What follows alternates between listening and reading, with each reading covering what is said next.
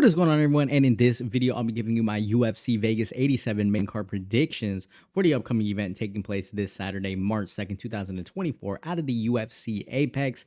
And in the main event, we get Rozenstruik taking on Shamil Gaziev. So this is one of those cards where you look at it, it screams UFC Apex. It just feels like one of those cards that just got thrown together. So unfortunately, who knows? Maybe it'll surprise everyone, but it just feels like one of those throwaway cards that you got to get through, right? So you can get to UFC 299. So we'll go ahead and just jump right into it. In the first fight on the main card, we've got Schnell coming in with a record of 16-7-1 no contest, and he'll be taking on Steve Erceg, 11-1 in a flyweight bout. So for Matt Schnell, you know, he's fought a lot of the top level guys, but unfortunately when he gets there, he's just not able to lock it in. In his last fight, he does have a chin. Like, he definitely knows how to survive, but it just never goes his way when he's fighting these next level competition guys. Against Matthews Nikolai, he ends up getting cracked and then put down and finished in round number 2. And he actually got dropped twice in that fight. He had some success here and there. Like, it's not like he just got absolutely annihilated, but it just, again, you know, he gets clipped once and then he goes down. Before that, he took on Sumadarji and he was able to get the submission triangle choke in round number 2. Now, he has the moments where he scrambles or whatever, and he can pull off some of these submissions, right? He's done it before. Luis Smoka, Jordan Espinoza. Like, he can definitely do one of these scrambles into a crazy submission reverse. Like, he can do it, but again, I feel like it's not going to happen against some of these more well-diverse fighters on the ground or just on the feet. Like, he's gonna get cracked by a better guy on the feet. He's gonna get submitted by a better grappler on the ground, right?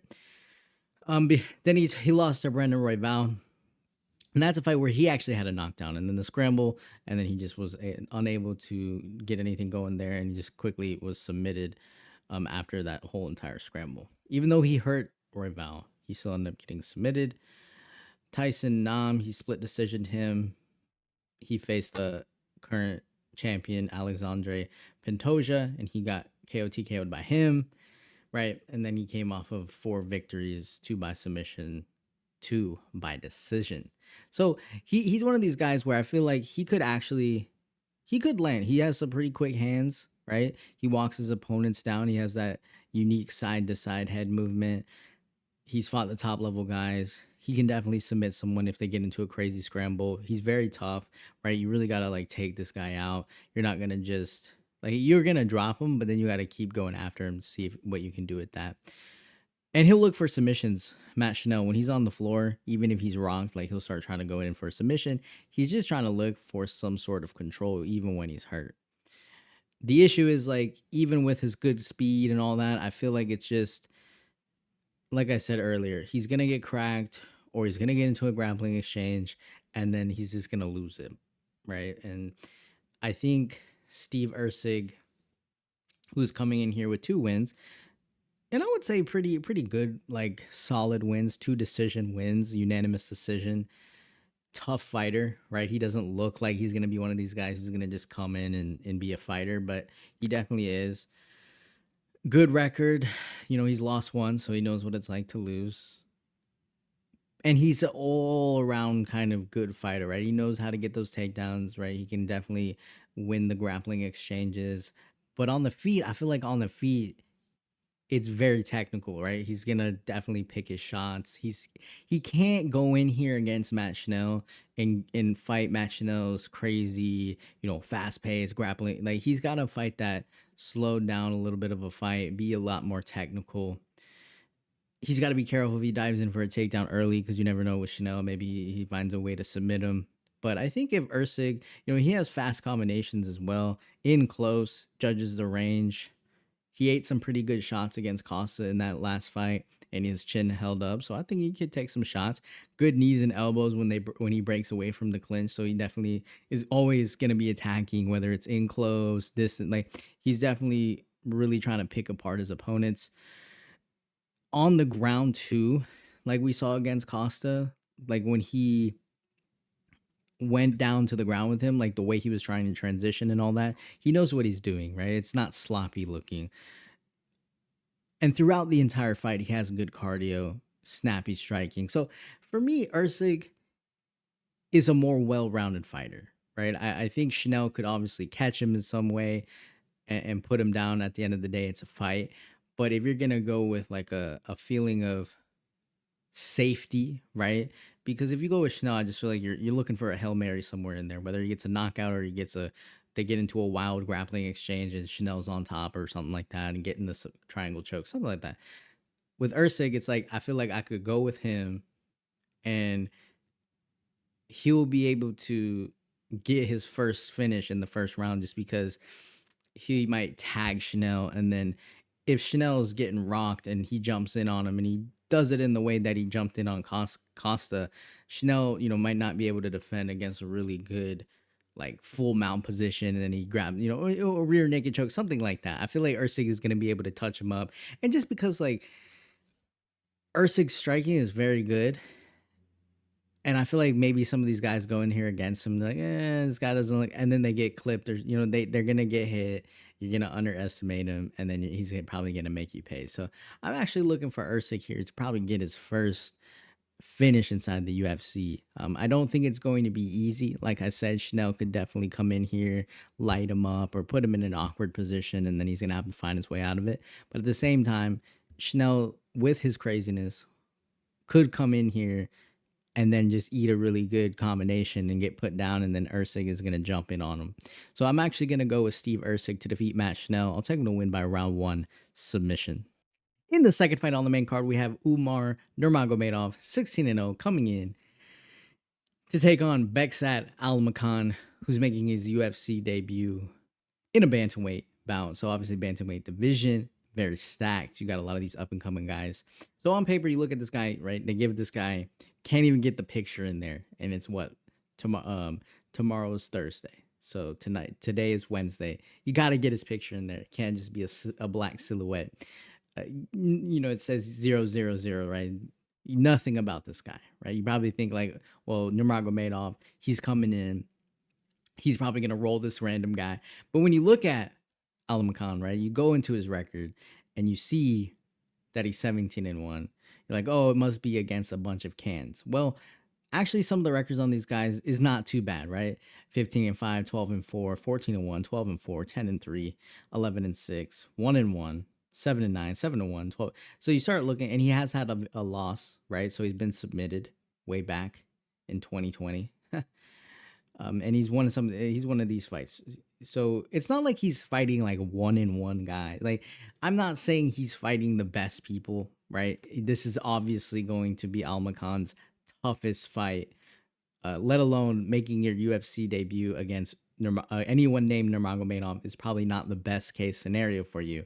But he is coming in here, I think, with a lot more than anyone's giving him credit for, right? And if you look at his last 2 fights, he's won them by KO TKO, decision, corner stoppage, high kick. The other guy refused to fight or something like that. And then KO TKO. So he definitely has some finishes. He knows how to he can actually grapple as well. He has a submission victory here and there. Nurmagomedov, on the other hand, is definitely one of the guys who's going to go in here and try to get that takedown, right? Now, I wouldn't say it's too spammy. I think we saw that in his last fight that, okay, he's not going to just continuously dive in for takedowns when, his striking is absolute garbage. No, I think against Ione Barcelos, we saw that he's one of these guys who, when he starts threatening so much with the wrestling, that it opens up his striking, right? He has good leg kicks, good speed. When he does take you down too, he's not going to just take you down and lay on you. He'll look for a submission. He judges the distance and timing very well. That was kind of one-shot power against Barcelos too. I get it. It's Ione Barcelos, but still, it didn't seem like he went in for a knockout shot and he was able to drop him. So be careful, right? Maybe he didn't see it because of how fast it was. Nurmagomedov also constantly trying to bait his opponents in so he can get into that distance, so he can land that takedown. He has a really good jab. I think that's something that he's using very good here too. And he has great cardio, right? He can be aggressive too on the feet. So I think his striking is going to come out a little bit more here and there. And that's just dangerous all around because you have a guy who's learning how to implement very good striking. And then also, well, he's already got the foundation of the wrestling. You don't have to worry about that. So it's like he's building up to be one of these like very well-rounded, dangerous guys. And when you have someone like Almakhan, he's also coming in here with the ability to wrestle. Now, I don't know if Almakhan is going to be the one diving in for takedowns here. Maybe it's more of a defensive thing and he actually tries to keep the fight standing. But Nurmagomedov has to be a little bit careful, right? He has to be careful of that resistance because if let's say Nurmagomedov goes in here, he goes in for the takedown, just not happening. And then you have Almakhan who starts to land some pretty big shots, right? It could throw his game off because you go in here, you're like, this guy, who is this guy? I'm gonna go in here and take his head off.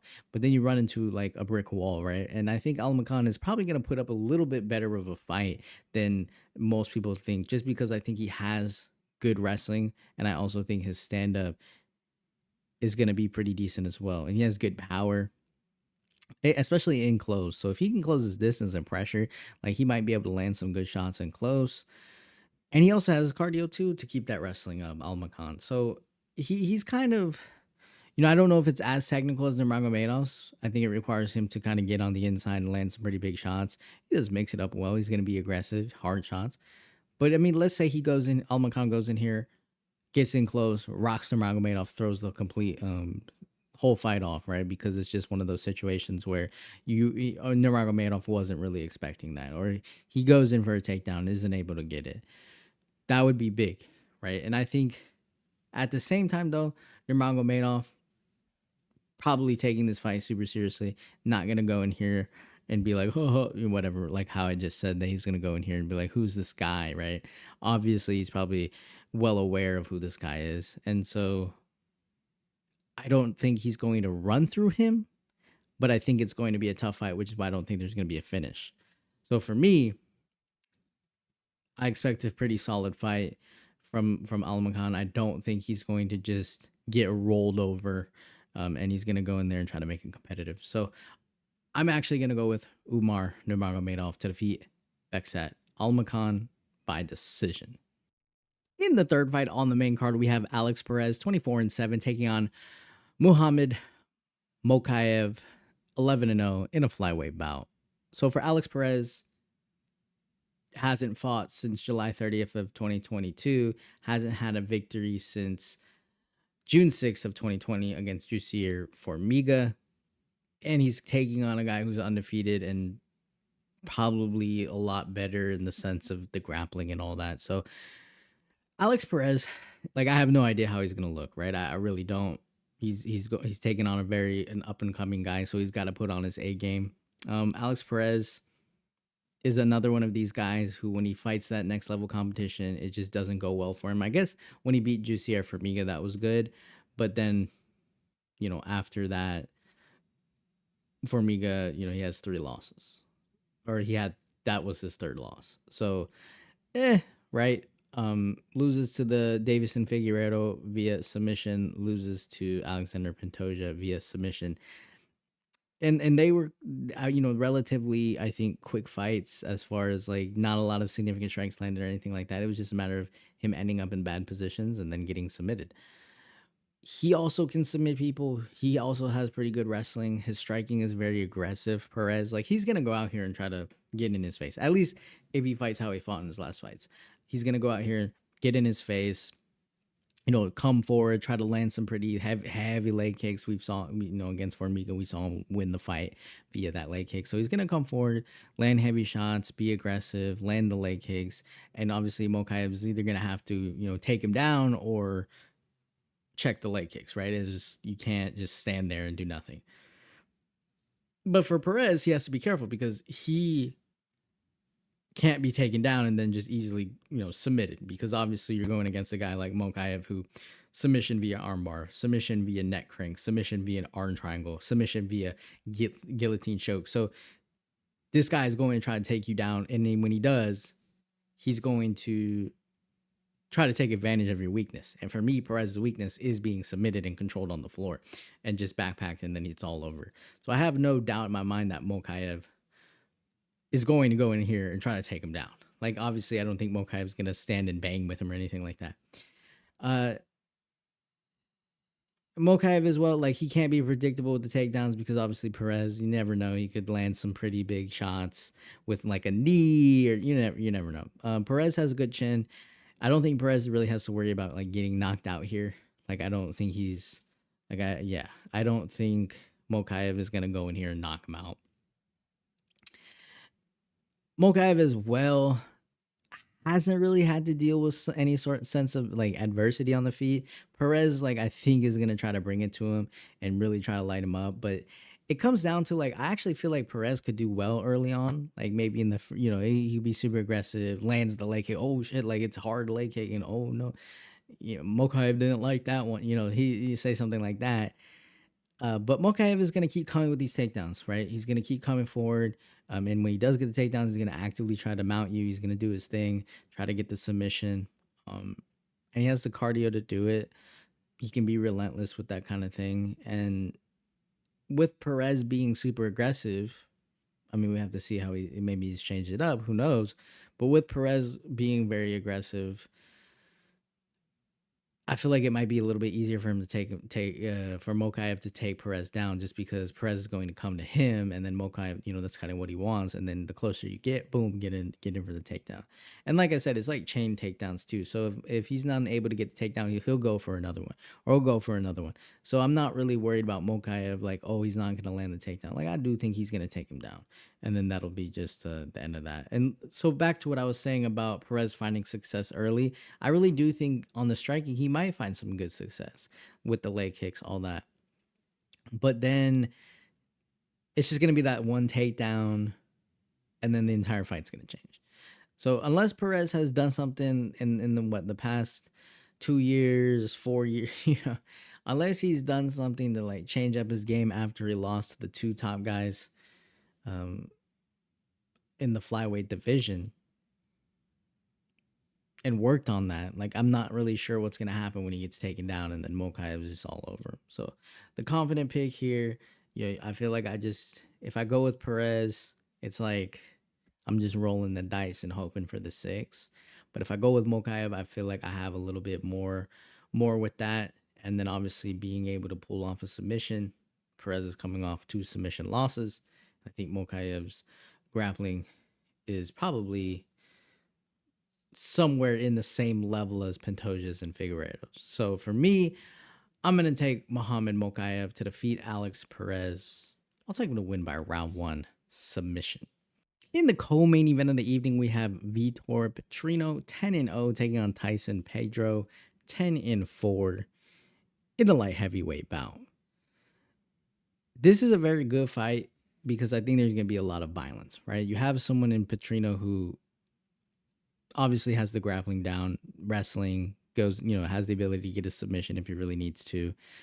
But on the feet, he loads up on a lot of his shots, big heavy hook, heavy kicks as well. He's patient though, right? He's not just chasing people around trying to land the big shots. He's actually kind of patient. There are some moments where I guess you could probably take advantage of that if you just have the better striking distance and all that. But for the most part, I feel like Petrino is not sloppy, I guess you would say. And we saw in his fight against Modestas Bukakas, winning that fight round number 2, just being able to land that one shot, right? Like you could go 3 rounds with this guy, and the next thing you know, he takes you out with one shot, or he takes you down and submits you. Like having that ability to do it on the feet and on the floor, it's dangerous. He also has good forward movement. Right, he's not going to just turtle against the fence. For Tyson Pedro, he's coming off of a win over Anton Turkel, in which he won that fight by KO TKO in round number 1. Clean striking. He just was the better striker. Fast punches. The concern that I have with him, though, is, again, his durability. Like, he could be laying some pretty good combinations on Petrino, maybe landing hard leg kicks, going to the body, doing his thing, right, moving around. But then there could be moments where Petrino gets a takedown and he's just a better grappler. Or Pedro is getting in there, getting a little bit, he's landing some good, I got this. He's lighting him up. Using good counters, maybe using the combinations, lightning his strikes, and he's getting closer, and then boom, boom, he's like, and then Petrino, boom, and just kills him, right? And that's one of those things where that to me is sketch because Pedro can be finished, right? He has a loss against Shogun Hua. He lost armbar to Ovin St. Preux. Um, he lost to Modestas Bukakis via unanimous decision, even though he got 2 takedowns. Maybe Modestas landed the better strikes, right? He only got 2 of 3. He got 2 of 3 takedowns, so Bukakis was able to defend 1 takedown. But that was a close fight, right? Whatever. Petrino one-shots this guy somewhere in there, and it wasn't. To me, that just felt like it was a matter of time. So it could be one of these things where Pedro goes in here. I don't think Pedro's going to out-grapple him. Like, I don't really see that happening. So Pedro, he's going to try to light him up on the feet with combinations, be the faster fighter. But it's just going to take one shot to put him down. And like I said, it's just, I hate when that stuff happens, man. You go with the guy, oh, he's winning. Oh, he's winning the first round. Oh, he's winning the second. Boom, and he's dead. or he gets taken down, one time, and then it's like, oh shit, he's not getting up. And then the other dude is just out grappling him. So for me, I like Tyson Pedro, but on this one, man, I just feel like he's going to get caught. So I'm going to go Vitor Petrino to defeat Tyson Pedro. I'll take him to win by round 2 KO TKO. In the main event of the evening, we have Jairzinho Rozenstruik 13-5 taking on Shamil Gaziev 12-0 in a heavyweight bout. So this is probably, first of all, why is this the main event, right? So they do these things, man, where it's just this feels like one of those openers to the main card on a pay-per-view, right? But I guess because the next 2 pay-per-views have to be absolute bangers, you're not going to throw this on the main card of a pay-per-view. Maybe the prelims. I can see it on the prelims. But to main event Apex, I guess that's what the Apex cards are for. So we'll see what happens. But I think this one's, this is pretty straightforward to me. Rozenstruik is coming off of a loss against Jailton Almeida, submission, rear naked choke, round number 1. He can't defend the takedowns. He does have takedown defense, but against guys like Blades, Almeida, Gone even, right? Gone of all people, he's going to get taken down. And so then his problem against strikers outside of people with absolutely just 0 chins, like Chris Daukaus, Augusto Sakai, Dos Santos, Overeem, 2 legends that are not even in the UFC. He doesn't have wins over these guys. So on the feet, he's just too low volume, and he's literally looking to one-shot people. Volkov was able to take him out, right? Blades took him down. He defeated Chris Daukaus, but at that point, who's not defeating Chris Daukaus? Same thing with Sakai. Sakai, not the best inside the UFC. Gone, top level contender, outstruck him very badly. I don't know. With Rozenstruik, it's pretty typical. Either get the knockout or don't, and then just pretty much have 0 volume. And a lot of his attack just requires him to be in close. And you could leg kick this dude to death too, or take him down. So there's a lot of ways to win. So when you look at someone like Shamil Gaziev, who coming in with 2 wins, right? He's got 1 submission win on Dana White Contender Series, and then he also has the finish in the last one. That was pretty impressive, right? I think Gaziev is one of these fighters who, I guess the concern would be whether or not he's going to gas out, right? He comes out here and tries to strike big with Rozenstruik and maybe he gets clipped. But Gaziev's attack, he doesn't have to worry about getting out grappled here, right? So he can get aggressive, stay in his opponent's face. I think he definitely utilizes a lot more combinations, right? 49-8 significant strikes in his last one. So I don't think Gaziev is going to just look for one shot. He's going to try to mix it up.